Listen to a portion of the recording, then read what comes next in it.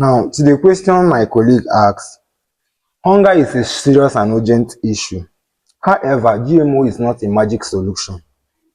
Malnutrition is often linked to poverty, political instability, poor healthcare access, and food distribution inequality. Technology alone cannot solve a structural inequality. My position is solve root causes first, strengthen the system, then carefully evaluate biotechnology as part of the broader strategy. And another point is corporate control and seed monopoly. GMOs are not just science, they are business. Many genetically modified seeds are patent.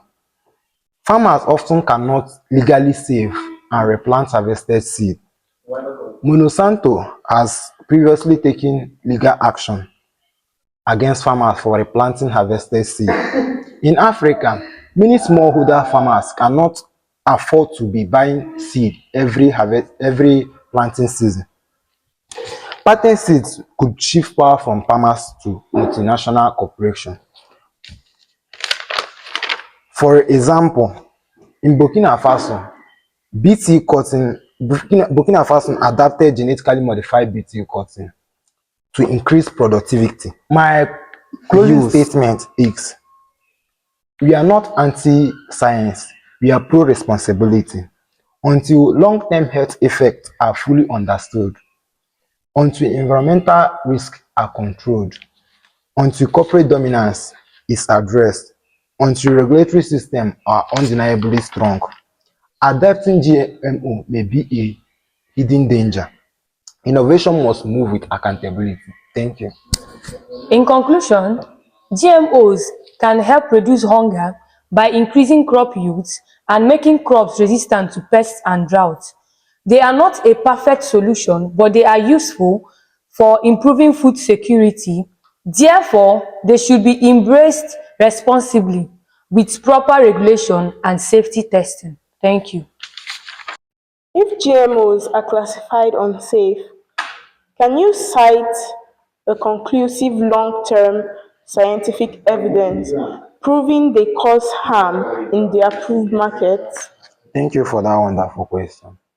There may not be a universally accepted conclusive long-term harm, but the absence of evidence is not evidence of absence. GMOs have been widely consumed since 1990s, making the multi-generational studies and long-term studies limited. For example, for example, in the United States, GMOs have been considered safe, but the safety assessment is often done case by case. That means the safety is not absolute. It depends on the specific modification. Thank you. All right, thank you very much. Can I ask you another one? All right.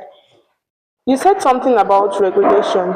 So, if the regulation is the issue, shouldn't the focus be on strengthening regulation rather than rejecting the technology? Thank you. In theory, yes, but in many developing countries, regulatory systems are weak, underfunded, and influenced by powerful leaders. Companies such as Monsanto's, owned by Bayer, face global criticisms over seed patents and farmer dependency. Having heard from both speakers, we've come to a middle ground that GMOs are neither a simple miracle nor an obvious menace. On one hand, scientific research and global health organizations suggest that approved GM foods are considered safe and may help improve crop yields, reduce pesticide use, and address food insecurity. On the other hand, concerns about long-term environmental impacts, corporate control, ethical questions, and regulatory capacity, especially in developing countries, cannot be ignored. The real issue may not be whether GMOs are good or bad, but how they are developed, regulated, and implemented. The conversation should shift from fear versus acceptance to responsibility versus neglect. If biotechnology is used transparently, ethically, and with strong regulation, it may become a tool for development. But Without accountability and proper oversight, even the best technologies can create unintended consequences. The future of food security in Nigeria and Africa may depend not just on science but on policy, governance, and informed public engagement.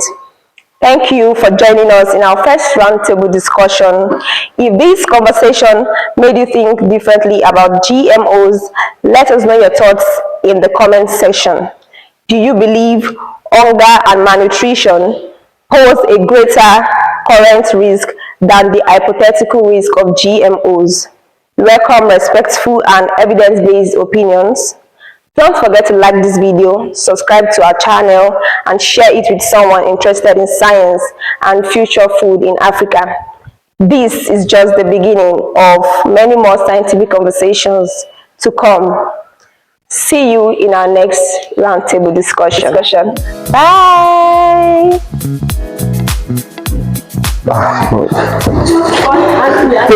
Potential